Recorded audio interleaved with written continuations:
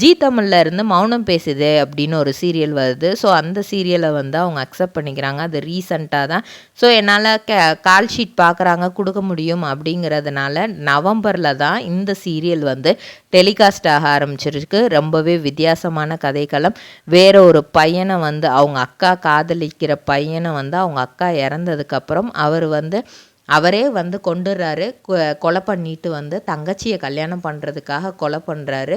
ஆனால் ஒரு ஆக்சிடெண்ட்டில் வந்து அவங்க இறந்துடுற மாதிரியும் இப்போது ஹீரோவாக இருக்கிறவரோட பேர் பண்ணுற மாதிரியும் ஒரு வித்தியாசமான ஒரு ஸ்டோரி, கிட்டத்தட்ட மூவி மாதிரியே வந்து ரொம்பவே வித்தியாசமான, அதோட ப்ரோமோவே வித்தியாசமாக தான் இருந்துச்சு. அதோட கதைக்களம் இப்போது நடக்கிறதுமே கொஞ்சம் டிஃப்ரெண்ட்டாக தான் கொண்டு போயிட்டுருக்காங்க. இந்த சீரியல் நல்லாவே, ஏன்னா அவங்க ஏற்கனவே நடித்த 2 சீரியல் நல்லா ஹிட் ஆகிடுச்சு.